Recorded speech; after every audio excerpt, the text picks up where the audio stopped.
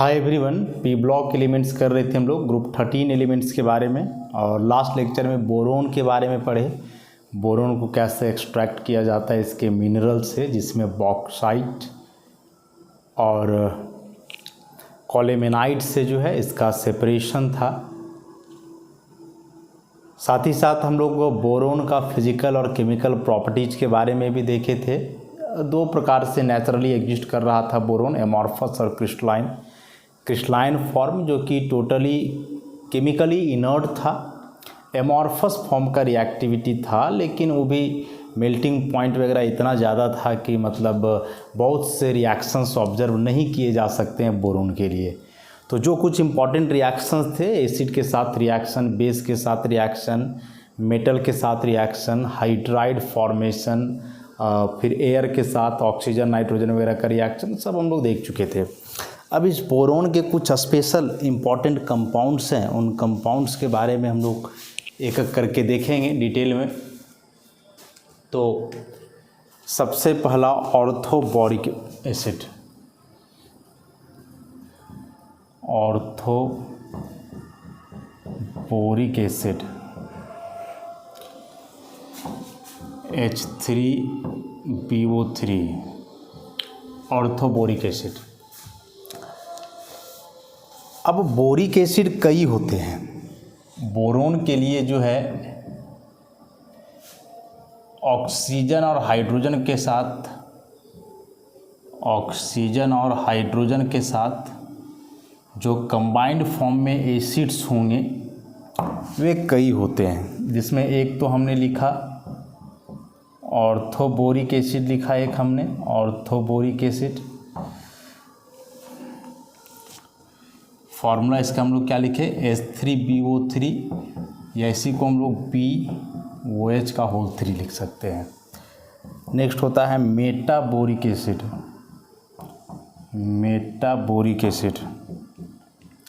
HBO2। फिर होता है पायरोबोरिक एसिड, H6B4O9, या इसी को हम लोग ऐसे भी लिखते हैं 2B2O3 बोरिक एनहाइड्राइड, और 3 मोल वाटर का होगा इसके साथ। उसके बाद एक है टेट्राबोरिक एसिड,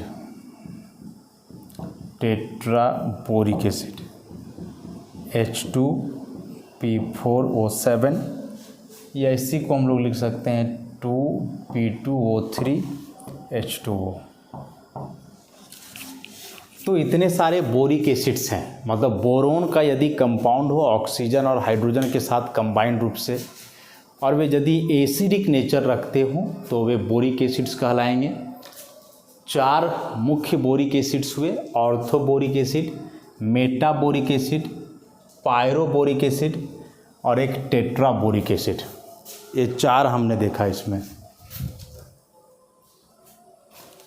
अब इसमें से ऑर्थोबोरिक एसिड ही इम्पॉर्टेंट है, और इसी को हम लोग डील करेंगे काफ़ी डिटेल में, कैसे बनाया जाता है, स्ट्रक्चर क्या है, प्रॉपर्टीज़ क्या है इस बोरिक एसिड का, इस सब के बारे में।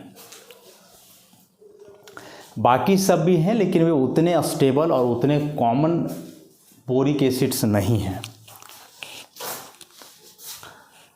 साथ ही साथ बोल रहा है कि जो ऑर्थोबोरिक एसिड है ना, यह एक स्टेबल स्पीसीज है, सॉलिड फेज में भी और सॉल्यूशन फेज में भी। बाकी के जो बोरिक एसिड्स होते हैं वे सॉल्यूशन फेज में स्टेबल नहीं होते हैं, वे अपना आइडेंटिटी जो है लूज करते हैं उसमें। या फिर बाकी के जो एसिड है, यदि उसका आप सॉल्यूशन बनाओगे तो सॉल्यूशन बनाने के बाद फाइनली वे बदल जाते हैं ऑर्थोबोरिक एसिड में ही। जैसे आप मेटाबोरिक एसिड लेते हो, HBO2 मेटाबोरिक एसिड, और इसको यदि आप एक्वस मीडियम में लेकर के जाते हो तो ऐसा ही नहीं रहेगा, एक कन्वर्ट हो जाएगा H3BO3 में, ऑर्थोबोरिक एसिड में।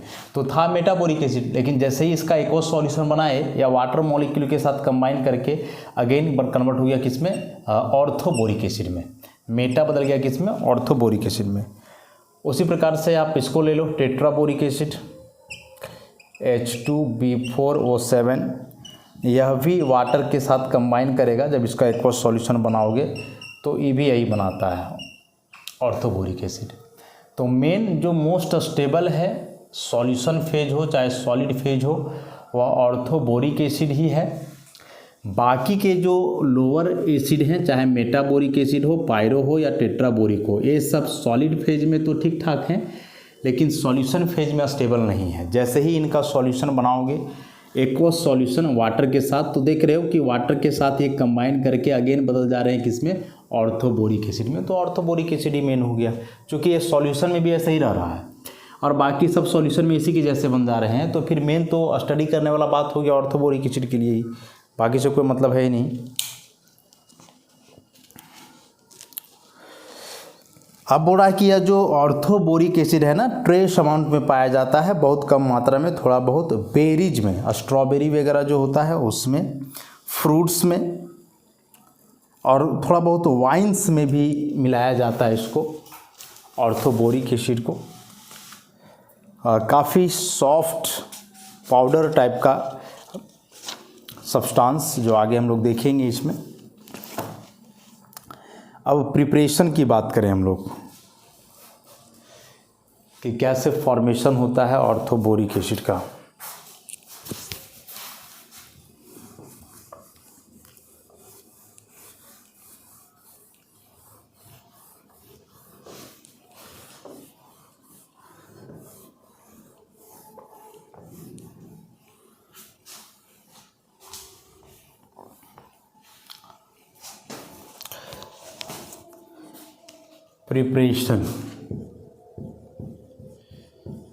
प्रिपरेशन बहुत सारे मेथड्स हैं ऑर्थोबोरिक एसिड बनाने के। सबसे पहला बोरेक्स से, फ्रॉम बोरेक्स।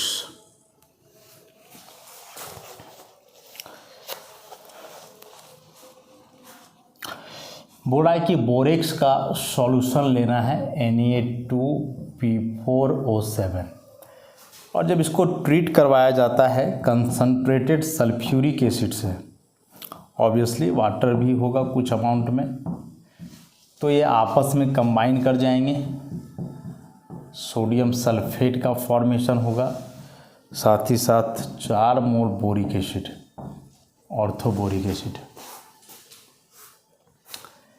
बोरेक्स का रिएक्शन, बोरेक्स का एक्चुअली यहाँ सॉल्यूशन कंसनट्रेटेड सॉल्यूशन ही होता है और उस बोरेक्स का कंसनट्रेटेड सॉल्यूशन का रिएक्शन कंसनट्रेटेड सल्फ्यूरिक एसिड से होगा, तो फॉर्मेशन हो जाएगा ऑर्थोबोरिक एसिड का और साथ ही साथ वहाँ सोडियम सल्फेट जो है एज ए सॉल्ट के रूप में जो है बनेगा। नेक्स्ट कोलेमेनाइट से, फ्रॉम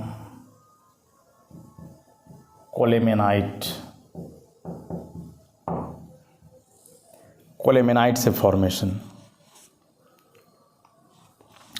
इसमें बोला है कि कोलेमेनाइट का पाउडर्ड फॉर्म होगा Ca2B6O11, दिस इज पाउडर्ड कोलेमेनाइट। पहले ही बताए हैं कि ये मिनरल्स जो अर्थ क्रस्ट में होते हैं लार्ज लम्प्स के रूप में होते हैं, बड़े बड़े चट्टान के जैसे। इनको वहाँ से निकाल करके पहले छोटे छोटे पीस में किया जाता है जो क्रशिंग कहलाता है, और उस छोटे छोटे पीस को जो है पाउडर में बदलना पल्वराइजेशन कहलाता है, ग्राइंड करना। तो बोल रहा है कि पाउडर्ड कोलेमेनाइट का रिएक्शन सल्फर डाइऑक्साइड से, साथ में वाटर भी होगा 11 मोल, और इसको बॉईल करना है। तो बॉईल करने के बाद जो है यहाँ से फॉर्मेशन हो जाएगा बोरिक एसिड का, 6 मोल बोरिक एसिड बन गया प्लस 2 मोल कैल्शियम बाइसल्फाइड बन गया, दिस इज कैल्शियम बाइसल्फाइड, और ये ऑर्थोबोरिक एसिड हो गया। तो बोरोन के जो 2 इम्पॉर्टेंट मिनरल्स हैं, थे तो कई, लेकिन जो 2 इम्पॉर्टेंट मिनरल्स हैं बोरेक्स और कोलेमेनाइट, इन दोनों से ऑर्थोबोरिक एसिड का फॉर्मेशन किया जा सकता है। तरीका थोड़ा अलग है कि बोरेक्स है तो इसमें इस बोरेक्स का कंसनट्रेटेड सॉल्यूशन को सल्फ्यूरिक एसिड का कंसनट्रेटेड सॉल्यूशन के साथ हीट करना है, और दूसरा कोलेमेनाइट में है कि कोलेमेनाइट का पाउडर फॉर्म लेकर के सल्फ़र डाइऑक्साइड गैस मिलाना है और फिर बहुत ज़्यादा वाटर लेकर के भी इसको बॉइलिंग तक हीट करना है। तो यहाँ से भी फॉर्मेशन होगा किसका, ऑर्थोबोरिक एसिड का। इसके अतिरिक्त कुछ बोरोन के कंपाउंड्स होते हैं जिनका डायरेक्ट हाइड्रोलाइसिस से जो है ना बोरिक एसिड का फॉर्मेशन होता है। कुछ इम्पॉर्टेंट कंपाउंड्स हैं किनके, बोरोन के, जिसके डायरेक्ट हाइड्रोलाइसिस से क्या बनता है, ऑर्थोबोरिक एसिड का फॉर्मेशन होता है।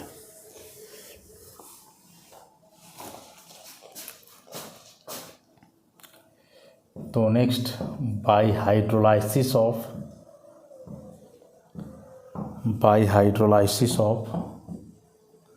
Boron compounds. बोरोन कंपाउंड्स के डायरेक्ट हाइड्रोलाइसिस से भी ऑर्थोबोरिक एसिड बनता है। जैसे बोरोन नाइट्राइड, वाटर बन जाएगा बोरिक एसिड H3BO3 + 2NH3।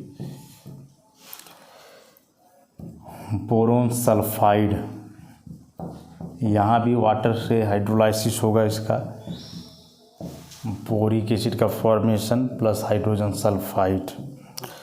उसके बाद बोरोन ट्राइक्लोराइड, इसका भी हाइड्रोलाइसिस होगा, तो बोरिक एसिड और हाइड्रोजन क्लोराइड। तो मेन प्रोडक्ट देख रहे हो तीनों में सेम ही है, orthoboric acid, orthoboric acid, orthoboric acid. Side product तो अलग अलग है, क्योंकि बोरोन के अलग अलग कंपाउंड्स है, तो बोरोन के अलावा इसमें अलग अलग एलिमेंट होगा और अलग अलग एलिमेंट होगा तो उसके अलग अलग कंपाउंड्स बनेंगे एज साइड प्रोडक्ट। लेकिन ये जो साइड प्रोडक्ट्स बन रहे हैं उनमें एक बात कॉमन है कि ये सभी हाइड्राइड्स हैं, सभी हाइड्राइड्स है। देखो नाइट्रोजन का हाइड्राइड हुआ, सल्फर का हाइड्राइड हुआ और यहाँ क्लोरीन का हाइड्राइड हुआ। तो साइड प्रोडक्ट सब में क्या है, हाइड्राइड है। मेन प्रोडक्ट सब में क्या हो गया, ऑर्थोबोरिक एसिड हो गया। तो इस तरह से डायरेक्ट भी हम लोग बना सकते हैं बोरोन कंपाउंड का हाइड्रोलाइसिस से। इसके अलावे हम लोग दो और देखे थे कि बोरिक एनहाइड्राइड का जब हो रहा था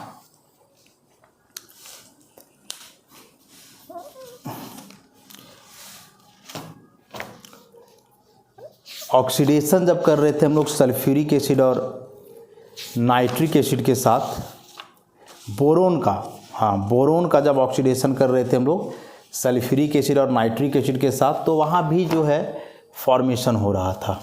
तो एक बार उसको भी देख लें हम लोग।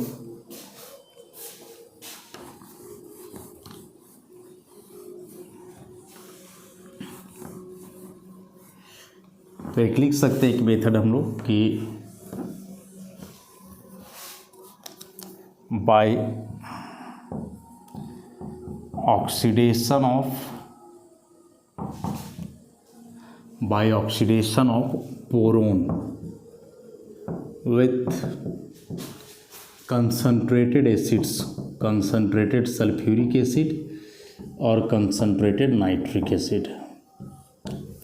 तो क्या इसमें हम लोग रिएक्शन देखे थे कि जैसे सल्फ्यूरिक एसिड लेकर के चलें तो यह सल्फ्यूरिक एसिड यदि कंसंट्रेटेड है तो यह टूटता है और टूट करके क्या क्या बनाता है, SO2 बनाता है, H2O देता है और एक ऑक्सीजन देता है।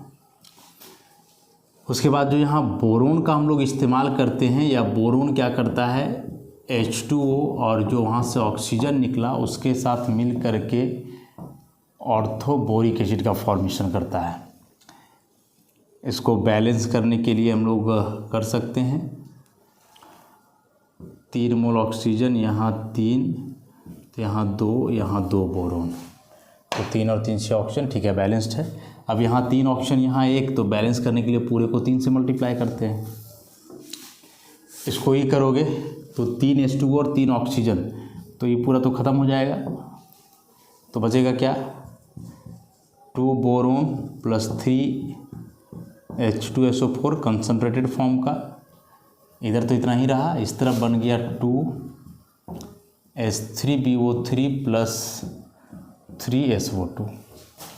तो ऐसे भी बोरोन का ऑक्सीडेशन से देखो ऑर्थोबोरिक एसिड का फॉर्मेशन हो रहा है H3BO3 का।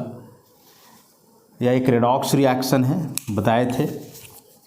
बोरोन का ऑक्सीडेशन नंबर यहाँ 0, यहाँ +3, सल्फ़र का यहाँ +6 +4, तो सल्फ़र का +6 से +4 हो गया, घट गया, मतलब कि रिडक्शन हो गया। बोरोन का 0 से 3 बढ़ गया, मतलब कि इसका ऑक्सीडेशन हो गया। ऐसा वैसे ही नाइट्रिक एसिड के साथ भी था कि यदि नाइट्रिक एसिड कंसनट्रेटेड हो, HNO3 कंसनट्रेटेड, तो यह कैसे टूटता है? यह टूट रहा था NO2 + H2O + O। बैलेंस करने के लिए यहाँ 2HNO3, तो 2NO2, 3 दूना 6 ऑक्सीजन, तो 2 2 4 5 और 1 6, ठीक है, बैलेंस्ड है। यहाँ भी जब हम लोग बोरोन ले रहे थे तो नीचे वाला रिएक्शन तो सेम होगा, 2B + 3H2O + 3O, तो बन जाएगा 2H3BO3। और यहाँ भी बैलेंस करने के लिए ऊपर वाली इक्वेशन को 3 से मल्टीप्लाई करेंगे ऑक्सीजन को बैलेंस करने के लिए, क्योंकि बोरोन जो बदल रहा है बोरिक एसिड में, उसके लिए उसको 3 मोल ऑक्सीजन लग रहा है, ऊपर से 1 रिलीज हो रहा है, तो बैलेंस करने के लिए इसको ऐसा हम लोग मल्टीप्लाई करेंगे। तो फिर से ये 3 ऑक्सीजन और 3 ऑक्सीजन खत्म हो जाएगा, 3 मोल H2O 3 मोल H2O खत्म हो जाएगा, तो बचेगा क्या? बचेगा यहाँ से 2 मोल बोरोन्स और 6 मोल HNO3 इधर ख़त्म। अब उस तरफ क्या क्या बचा? 2 मोल H3BO3 + 6 mole NO2, and this is also a redox reaction. यह भी एक रेडॉक्स रिएक्शन है। बोरोन का 0 +3 +5 +4, तो ऑक्सीडेशन नंबर घट गया ना, तो हो गया रिडक्शन इसका, और इसका बढ़ गया तो ऑक्सीडेशन। तो HNO3 खुद रिड्यूस करके बोरोन को ऑक्सीडाइज कर रहा है, that's why it is oxidising agent. ऐसा तो इन मेथड से जो है हम लोग फॉर्मेशन कर सकते हैं किसका? बोरिक एसिड का। बोरिक एसिड मतलब ऑर्थोबोरिक एसिड बोलना ज़्यादा बेहतर होगा। जनरली लोग H3BO3 को बोरिक एसिड ही बोल करके चलते हैं। तो बोरिक एसिड तो हम लोग देखें कि ऑर्थोबोरिक एसिड है, मेटाबोरिक एसिड है, पायरोबोरिक एसिड है, टेट्राबोरिक एसिड है, लेकिन इन सबों में जो मोस्ट कॉमन था ऑर्थोबोरिक एसिड ही था। तो यदि कोई बोरिक एसिड भी बोल रहा है तो समझ जाएंगे हम लोग कि वह बात कर रहा है किसकी? ऑर्थोबोरिक एसिड की, H3BO3 की, क्योंकि बाकी के जो एसिड थे हम लोग देख रहे थे कि उतने कॉमन नहीं थे और वे सॉल्यूशन फेज में बदल ही जा रहे थे ऑर्थोबोरिक एसिड में। तो कोई भी बोरिक एसिड हो फाइनली उसको बदलना ऑर्थोबोरिक में ही है, इसीलिए केवल बोरिक एसिड बोला जा रहा है। तो अंडरस्टूड है कि वह बात कर रहा है किसकी? ऑर्थोबोरिक एसिड की। हालांकि ऑर्थोबोरिक एसिड बोल दोगे तो फिर तो सब कुछ क्लैरिफाई ही है कि किसकी बात कर रहा है।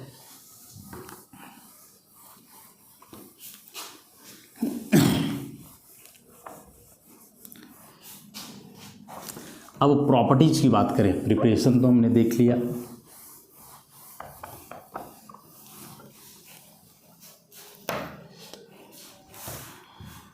प्रॉपर्टीज की बात करें,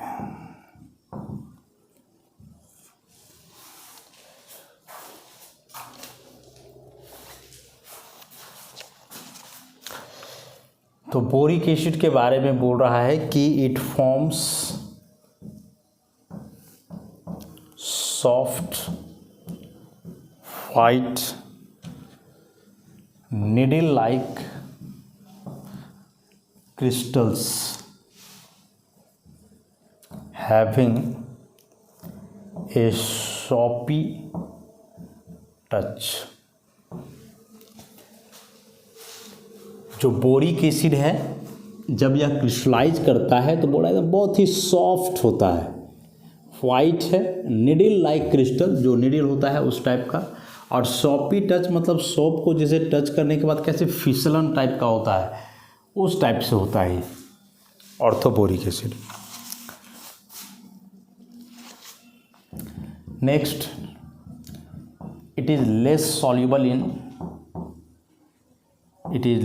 सॉल्युबल इन कोल्ड वाटर, ठंडा पानी में कम घुलनशील है, बट